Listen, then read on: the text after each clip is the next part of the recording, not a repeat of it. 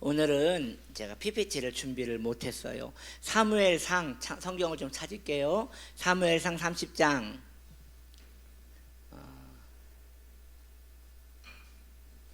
사무엘상 30장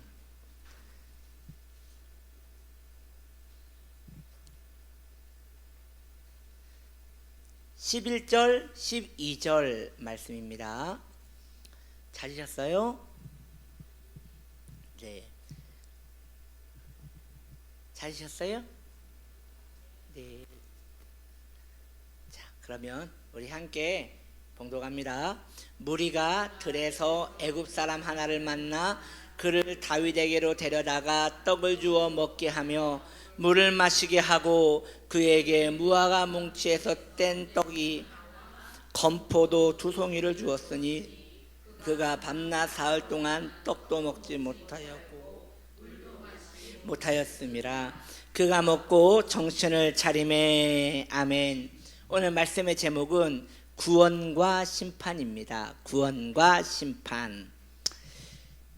다윗의 은총과 심판은 이후에 우리에게 나타날 그리스도의 구원과 심판에도 똑같이 적용되는 예표가 되는 것입니다. 예표는 무엇입니까? 그림자로서 그 그림자를 보면 실상을 알게 되는 그러한 원칙인 것입니다. 이처럼 다윗은 은총과 심판은 이후 우리에게 나타날 하나님의 구원과 심판의 그림자가 되는 것이지요. 우리를 구원과 심판에 대하여 준비케 하는 좋은 예표가 되는 것입니다. 다윗은 애굽인 소년을 선대합니다. 그렇지 않습니까? 다윗은 그 소년에게 물과 떡과 무화과 열매와 건포도 2송이를 줍니다. 물은 갈증을 해결해 주었을 것이에요. 원수의 진영에 있는 자들은 갈증을 느낍니다. 사탄에게 붙잡혀 있는 자들은 갈증을 느낍니다. 영혼이 느끼기에 그들에게는 어쩌면 소망이 없어요. 육신으로 갈증을 느끼면 그들은 목마름을 호소할 것인데 영혼이 갈증을 느끼기 때문에 그들은 더 어두움 속에 있는 것입니다. 그들이 갈증을 느꼈다면 생수의 근원 대신 예수 그리스도를 붙들었을 것입니다. 그러나 그들은 그 목마름을 영으로만 느끼기에 예수 그리스도를 찾지 못한다는 것이지요. 또한 떡은 허기짐을 채워줬을 것이에요. 배부름은 평안입니다. 평안할 때 영혼은 고요함을 느끼게 되는 것이에요. 세상에 속해 있을 때 불안을 떨쳐낼 수 없습니다. 죽음에 대한 불안은 그들을 미칠 만큼 불안케 만들어줍니다. 그러나 하나님께 속한 자들은 영생이라는 떡을 받았기에 배부르고 온전한 평안에 거하게 되는 것입니다. 그래서 시편 말씀에 여러분들 읽어본 적 있으실 거예요.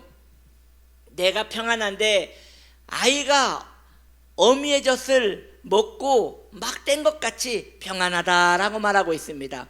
그 아이가 왜 평안한 것입니까? 배부르기 때문에 평안한 것이에요. 마찬가지예요. 영혼의 평안은 배부름으로 오는 것입니다. 하나님이 주시는 만족감이 있어야 평안함을 누리게 되는 것이에요. 또한 그 소년이 먹었던 무화과 열매와 건포도의 당분은 그를 기분 좋게 만들어 주었을 것이에요. 세상에서는 쾌락을 누리지만 진정한 기쁨을 얻지 못할 것입니다. 그 이유는 그들이 사탄에게 붙들린 그들은 이미 버림을 받은 자들이기 때문이지요. 그러나 하나님의 은혜를 입은 자들은 하늘의 기쁨을 누릴 수 있는 자들입니다. 하늘의 기쁨은 구원받았다는 성민의식에서 나오는 것이에요. 성민의식은 구원을 주시는 주님의 은총과 그 은총을 감격하는 성도에게 일어나는 은총입니다. 원래 여러분 성경에 무화과 나무와 포도 열매가 나오면 항상 성민을 의미합니다. 그래서 이스라엘을 상징할 때 무화과 나무, 포도 열매를 상징하는 거예요. 그래서 여러분 무화과 나무 하면 뭐가 생각나요? 예수님 이야기에서 무화과 나무 하면 그렇죠. 무화과 나무를 저주하심. 어떤 분은 그 배나무라고 하더라고요. 아니에요. 무화과 나무예요. 그 무화과는 열매를 2번 따요. 이른 열매가 있고 늦은 열매가 있어요. 그러니까 때 아닐 때 열매가 맺혀요. 설익은 거죠. 예수님 때는 예수님이 그 무화과 나무를 따려고 할 때는 무화과 때가 아니라고 하거든요. 그것은 무엇이냐? 아직 설익을 때였단 말이죠. 그래서 예수님께서 무화과 나무에 손을 넣고 무화과 열매를 찾는데 없는 거예요. 왜냐하면 배고픈 시대니까 이미 배고픈 사람들이 다 따먹어버린 거예요. 그런데 예수님이 그 무화과 나무를 저주하지 않습니까? 이것을 어떤 이는 무화과 나무가 무슨 잘못이냐, 무화과 나무를 왜 저주를 하냐, 그렇게 생각을 하거든요. 여러분 가운데도 그렇게 생각하신 분 있죠? 무화과 나무는 불쌍하다는 생각 한 적 없어요? 어쩜 이렇게 자비가 없으세요? 저는 그 말씀 보면서 무화과가 때 아닐 때 열매를 찾은 것도 억울한데 열매가 없다고 저주를 해버려가지고 죽여버렸단 말이죠. 이거 너무 안타까운 게 아닌가라고 하겠지만 예수님의 행동은 모두 설교입니다. 예수님의 행동은 모두 메시지입니다. 이것은 그 무화과 나무를 죽임으로써 이스라엘에게 전하고자 하는 말씀이 있는 거예요. 무화과는 무엇을 상징한다고요? 이스라엘을 상징하는 것이죠. 그래서 열매 없는, 그 당시에 열매 없는 이스라엘 민족, 그 당시에 열매가 없는 이스라엘의 종교 지도자들을 저주하시는 내용이었다는 것이에요. 마찬가지입니다. 오늘날 이 무화과 나무와 포도 열매는 성민을 말하는 것이에요. 구원받은 백성들을 말하는 것이에요. 그래서 오늘날도 우리 예수님께서 우리에게 열매를 찾으실 거예요. 그런데 그 열매가 없다, 그럼 우린 저주를 받는 거예요. 여러분, 그러므로 성도는 열매 맺는 데에 최선을 다해야 합니다. 그러면 열매가 무엇입니까? 그 열매가 물질이라면 우리는 소망이 없어요. 그 열매가 열심이라면 우리는 소망이 없어요. 그 열매가 교회를 지어 바치는 거라면 우리는 소망이 없어요. 그 열매가 전도하는 것이라면 우리는 소망이 없어요. 그 열매는 딱 하나입니다. 여러분 기억하시기 바랍니다. 그 열매는 사랑입니다. 성도가 사랑으로 행하면 그게 열매입니다. 왜냐? 그 사랑은 나의 사랑이 아니라 비춤을 받은 사랑이기 때문이에요. 내 사랑이 아니라 받은 사랑을 나누어 주는 것, 이것이 열매예요. 그러므로 여러분 사랑하며 사십시오. 사랑으로 행하십시오. 그래서 성도는 사랑하는데 최선을 다해야 하는데 사랑이 잘 안 되잖아요. 그 이유는 내가 하나님과의 관계 속에서 사랑을 충분히 받는 그러한 시간을 갖지 않았기 때문인 것이에요. 그래서 내 안에 사랑이 없을 때, 이 사람에게 사랑받을 만한 게 없기 때문에 사랑을 못 해주는 것이라고 말하지 마시고요. 이것은 당연한 거니까, 이것은 자연인들도 말하는 자연스러운 거니까요. 여러분 그렇잖아요. 이쁜 사람은 그냥 이뻐요. 그런데 싫은 사람은 좋아하기가 쉽지가 않아요. 이런 자연인적인 사랑을 하라는 것이 아닙니다. 성도는 성숙하게 내가 이 사람을 사랑하려고 하는데 너무나 싫어요. 사랑이 안 돼요. 마음이 건조해져요. 딱딱해져요. 그럴 때 자신의 신앙을 돌아봐야 하는 것이에요. 내가 하나님과 지금 온전한 관계가 아닌가 보다, 내가 하나님의 사랑을 충분히 지금 받지 못하는 상황인가 보다 라고 생각하며 그 마음을 가지고 그 사랑을 기대하면, 그 사랑을 받으려고 노력하고 그 받을 때, 여러분 예수님의 사랑은 뭐예요? 예수님의 사랑은 무엇일까요? 십자가입니다. 나 위하여 못 박힌 그 십자가, 십자가를 계속 바라보면, 오늘 십자가 찬양 많이 부르지 않았어요? 십자가 십자가, 우리가 계속 그 안에 소망이 있네 찬양을 하였고, 주의 손에 나의 손을 포기해요, 그 못을 박는다, 이런 찬양을 불렀는데, 십자가의 찬양을 많이 부르고 십자가를 바라보면 하나님의 사랑을 깨닫게 돼요. 그리고 그 사람을 볼 때 예전에는 미운 사람으로 보이는데 십자가의 사랑을 충분하게 맞이하고 보면 불쌍한 사람으로 보이는 거예요. 긍휼을 베풀 사람으로 보이는 거예요. 왜냐? 내가 하나님께 긍휼을 입었기 때문인 것입니다. 성숙한 신앙인들이 되십시오. 그것은 열매 맺는 신앙이고, 그 열매 맺는 신앙은 사랑의 성도입니다. 그 사랑은 나의 사랑이에요? 아니에요. 받은 사랑이에요. 받은 사랑을 뿜어주는 그러한 사랑인 것입니다. 이처럼 큰 은혜를 입은 애굽인 소년에게 행하였던 다윗의 그 놀라운 자비는 반대로 그의 적 아말렉에게는 놀라울 정도로 잔인하며 포악합니다. 다윗의 분노는 아말렉 병사들을 밤새도록 죽였으나 만족이 없었다고 성경은 말합니다. 더 죽여야 하는 것입니다. 죽이다가 수만 명의 병사들을 죽였고 400명만 남고 모두 죽여버렸습니다.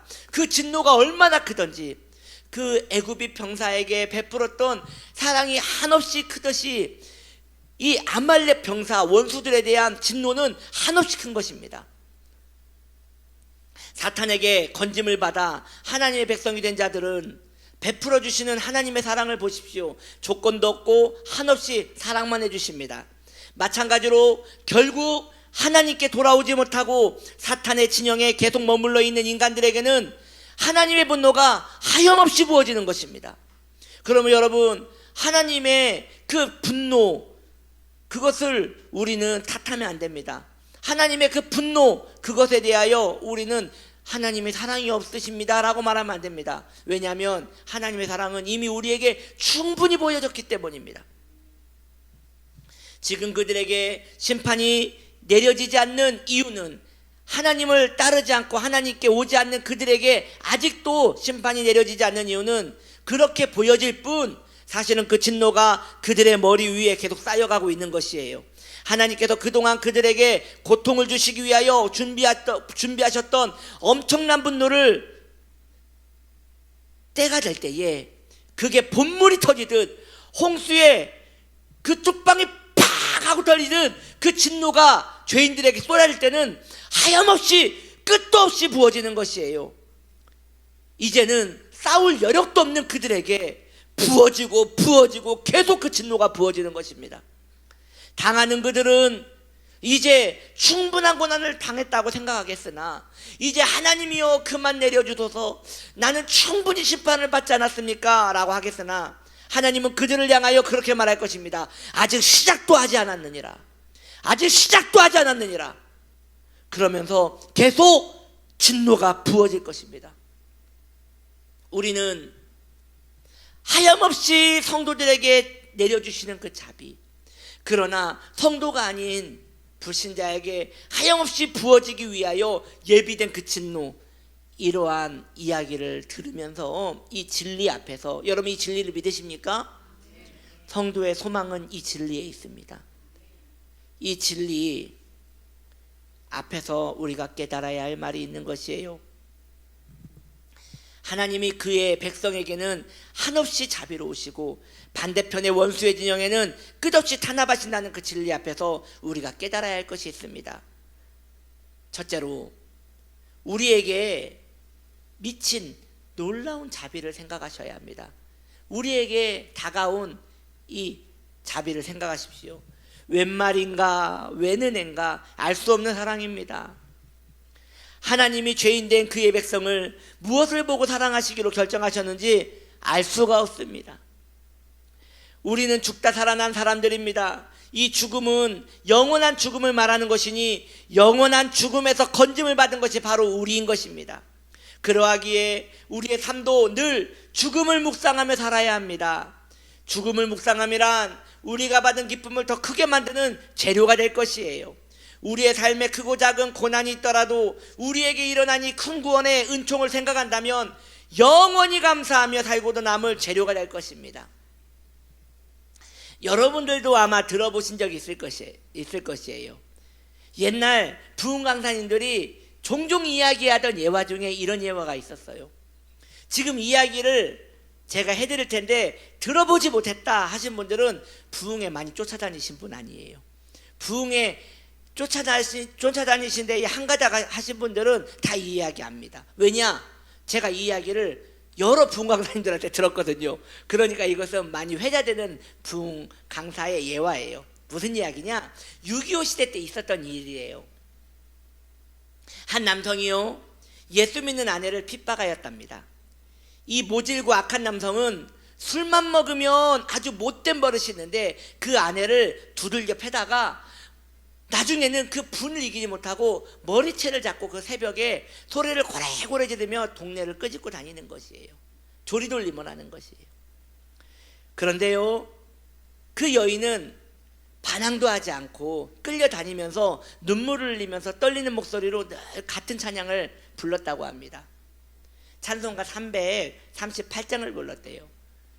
내 주를 가까이 하려 함은 십자가 진 같은 고생이나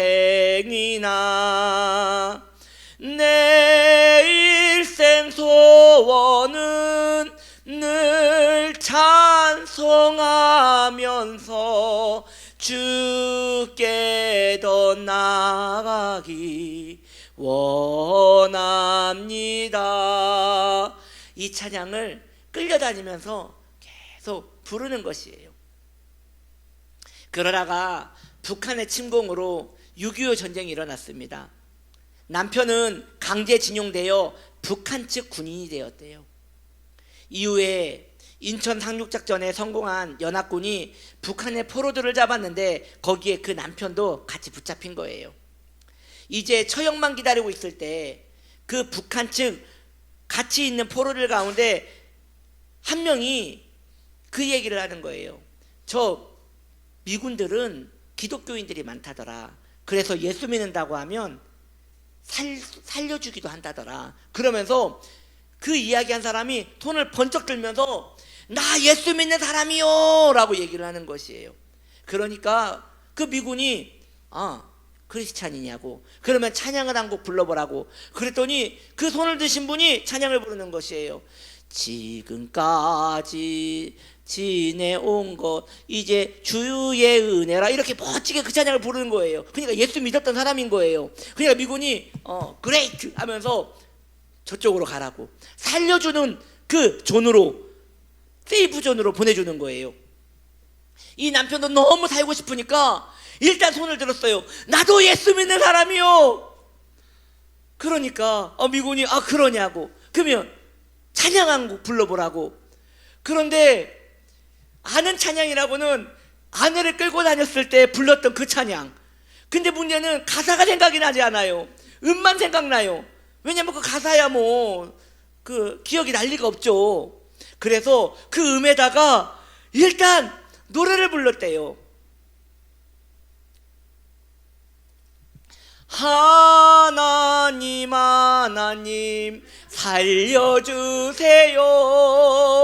하나님 하나님 살려주세요. 내 아내의 하나님 날 좀 살려주세요. 살려만 주시면 믿겠습니다. 근데 이 미군이 한국어를 모르는 거예요. 그러니까 그레이트 이쪽으로 가시라고. 그래서 살았다고 합니다. 예, 여러분 웃어주셔서 감사해요. 다 아는 얘기 아닙니까? 몇 번 들어보지 않았습니까? 부흥이 안 다니셨네. 네, 여러분 이처럼 하나님의 은총은 이런 자에게도 부여되는 것이니 이 사람은 그 후에 얼마나 하나님께 감사하며 살았겠습니까? 우리도 그렇게 살아야 하는 것입니다. 두 번째, 이 진리 가운데 깨달아야 할 우리의 은총은 죄인을 향한 긍휼인 것이에요.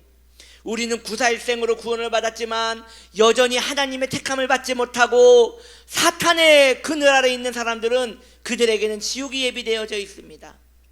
곧 그 때가 올 것입니다. 그들이 원치 않고 가지 않으려고 버텨도 그날이 올 것입니다. 그리고 그들은 영원한 불 속으로 들어가 고난을 당하게 될 것이에요. 우리는 그들을 위하여, 여러분이요, 필사적으로 기도해야 합니다. 특히 믿지 않는 가족들을 위하여 기도해야 할 것입니다. 그들을 불쌍히 여기시기를 위하여 기도하십시오. 그들을 불쌍히 여기십시오. 그들을 놔두면, 그들을 위하여 누구도 나서주지 않으면 그들에게는 기회가 모두 사라지는 그 순간 그들은 영원한 멸망 속으로 빠져들어갈 것입니다. 그 불을 어떻게 견디겠습니까? 그 진노를 어떻게 견디겠습니까? 저는 이 이야기를 잘 하지 않지만 제가 경험한 것이기에 오늘도 조심스럽게 한번 이야기를 합니다. 아마 저와 이렇게 제 목양 안에 있는 분들은 이 이야기를 그래도 몇 번은 계속 들으실 거라고 생각이 들어요. 저에게는 귀한 간증이기 때문에 여러분들에게 그럼에도 불구하고 또 말씀을 드립니다. 그 스펄전 목사님 말씀하시기를 좋은 간증은 계속해도 괜찮다라고 말하였어요. 왜냐? 성도의 유익이 되기 때문인 것이지요. 제가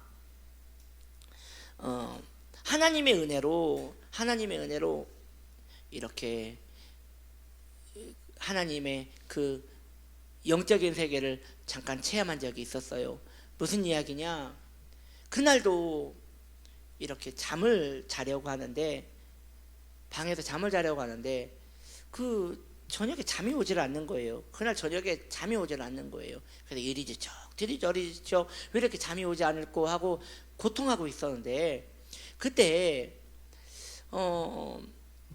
그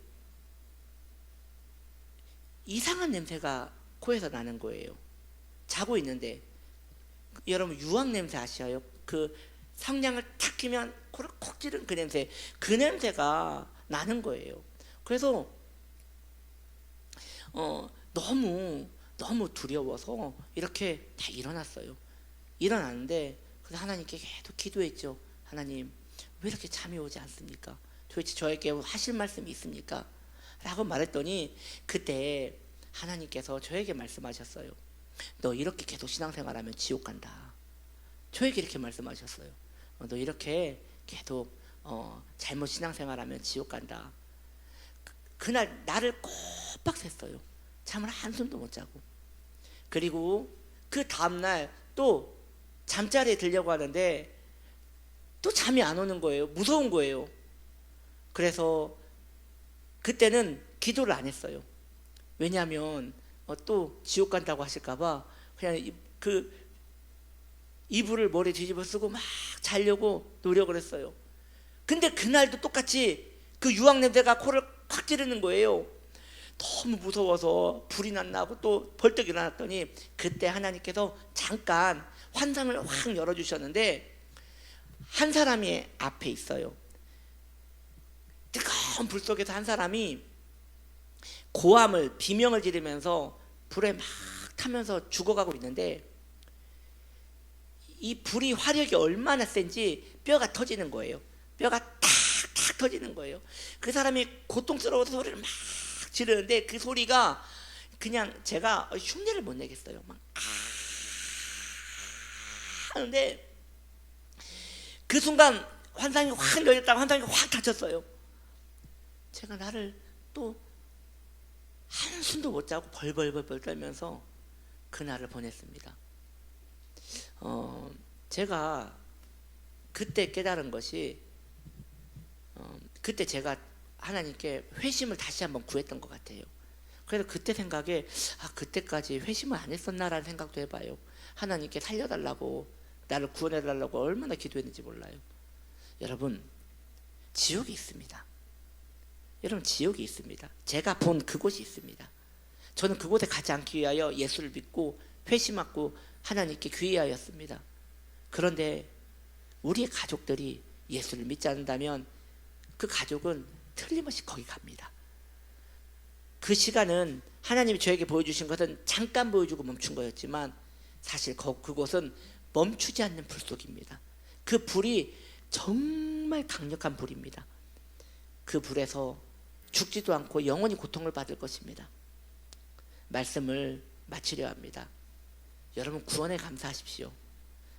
또한 죄인들을 불쌍히 여기십시오. 이러한 생각들이 우리 신앙의 원동력이 되시기를 예수님 이름으로 축복합니다. 기도합니다.